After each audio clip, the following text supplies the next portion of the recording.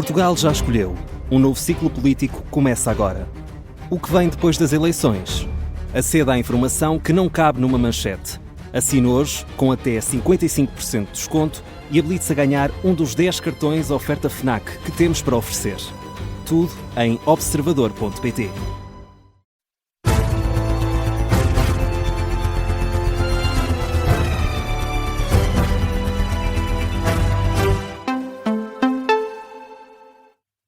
As notícias com João Lourenço. Muito boa noite, estamos no noticiário das 2 da manhã e numa altura em que a região de Coimbra, mais de 3.500 pessoas estão a ser retiradas de casa devido ao risco de cheias no Rio Mondego.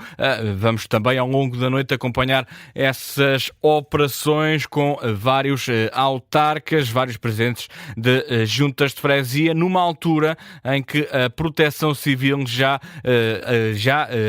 deu essa alerta para a retirada, concelhos de Coimbra, Sor e Montemor Velho, segundo as autoridades, há o risco de rebentamento de um dos diques da Rio Mondego. Por isso, várias freguesias devem ser evacuadas e, segundo o comandante subregional da Proteção Civil de Coimbra, Carlos Luís Tavares, indica que a principal preocupação das autoridades está na margem esquerda do Rio Mondego. 3.000 em Coimbra, cerca de 500 no concelho de Sor e cerca de 80 no município de Montemor Velho, falando aqui na margem esquerda, partindo do princípio que o galgamento ou a ruptura do dique pode acontecer à esquerda. Nós não sabemos onde vai acontecer. Como dissemos sempre do início, não há risco zero. E como tal, é uma situação que temos vindo a precaver, tem sido bem gerida esta cheia, mas efetivamente estamos a atingir limites e como tal não queremos perder ninguém, queremos salvar vidas.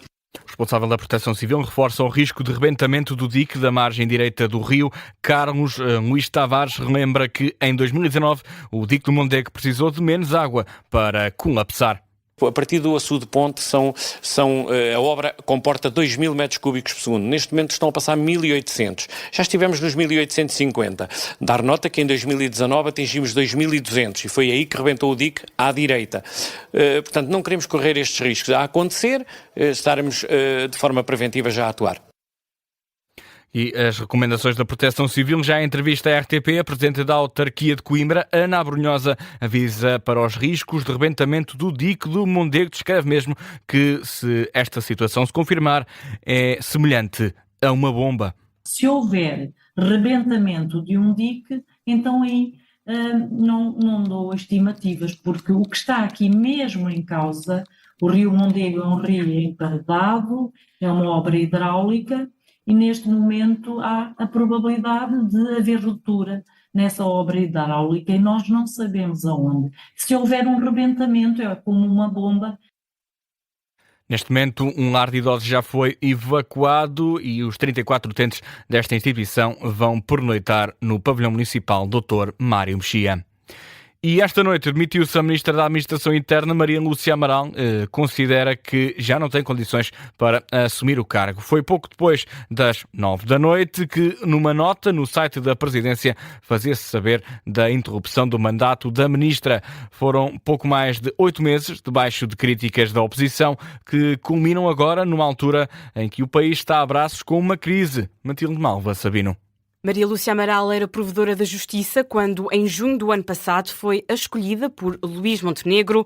Num cargo que é esperado que lide com situações de crise, Maria Lúcia Amaral enfrentou 2 provas de ferro.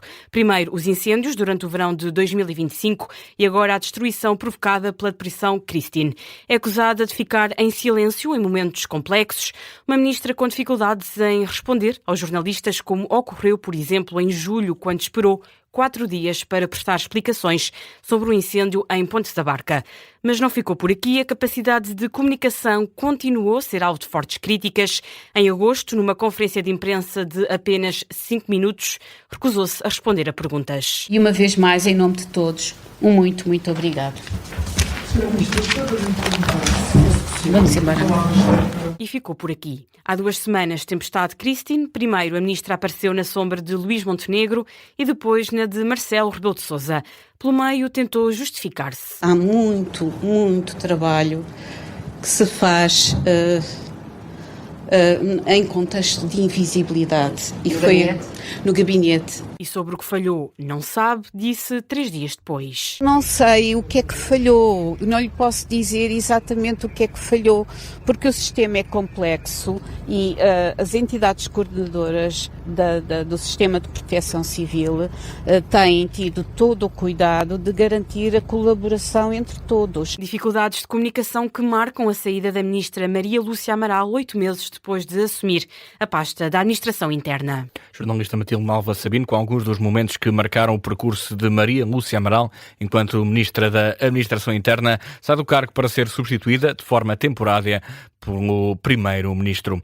E o Presidente da República diz que entendeu a decisão tomada num contexto particularmente difícil, com o país a lidar com as trágicas consequências do mau tempo das últimas semanas. Aos jornalistas, na cidade de Lisboa, Marcelo Rebelo de Sousa diz que a decisão é para respeitar.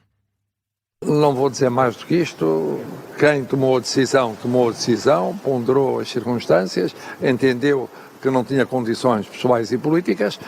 É uma situação, naturalmente, que é uma situação complexa, esta que vivemos estas últimas semanas, e portanto, perante isso há que respeitar essa vontade da Sra. Ministra, e o Sr. Primeiro-Ministro compreendeu isso, transmitiu, eu compreendi, aceitei, e agora amanhã veremos. Amanhã se verá, é a mensagem do Presidente da República, que se recusa a alongar em considerações sobre a saída de Maria Lúcia Amaral. E os partidos de oposição ao governo também começam a reagir e com críticas ao Primeiro-Ministro. Desde já, o Secretário-Geral do PS, José Luís Carneiro, acredita que a demissão da Ministra demonstra a falha do Executivo na resposta à emergência criada pelas tempestades. É evidente que a demissão da Ministra da Administração Interna é a prova de que o Governo falhou na resposta a esta emergência, a esta tempestade. Vai pedir justificações ao Governo amanhã? Vou mostrar ao Primeiro-Ministro que ele não pode alienar as suas próprias responsabilidades. O primeiro e mais importante responsável da proteção civil no país é o Primeiro-Ministro. Nunca tomei decisões, nem deixei de as tomar quando era Ministro, sem falar com o Primeiro-Ministro. E, portanto, é natural e é, aliás, um imperativo que decorre da lei que o Primeiro-Ministro assuma as suas responsabilidades. José Luís Carneiro na sede do PS em Lisboa, antes da reunião da Comissão Política do partido. O líder socialista, que também é antigo ministro da Administração Interna, considera que o governo tem um problema na resposta às crises e recorda ainda a gestão do apagão e dos incêndios do ano passado. Já um líder do Chega considera que esta é a prova da incapacidade do Executivo para gerir adversidades. Foi numa publicação na rede social X que reagiu André Ventura. O presidente do Chega diz que esta decisão prova que Montenegro vai perdendo o controle do Executivo passo a passo da saúde à Administração Interna. Ventura termina a mensagem a questionar quanto mais tempo vai demorar até serem resolvidos os outros erros de casting do governo. E na Rádio Observador ouvimos também essas outras reações de outras forças partidárias. Começamos pela Iniciativa Liberal, pela voz de Mário Amorim Lopes. O deputado lembra que o partido já tinha alertado para a falta de capacidade da ministra.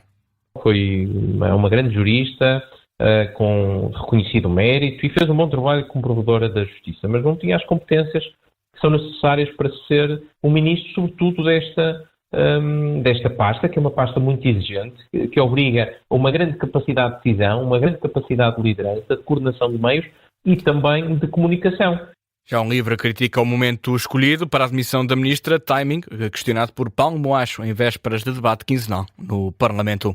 O timing em que ela acontece também não é inócuo, é na véspera de um debate quinzenal, em que a oposição certamente que seria toda ela muito crítica com a atuação do governo na resposta a estas catástrofes e aos problemas que ainda estão a acontecer no terreno.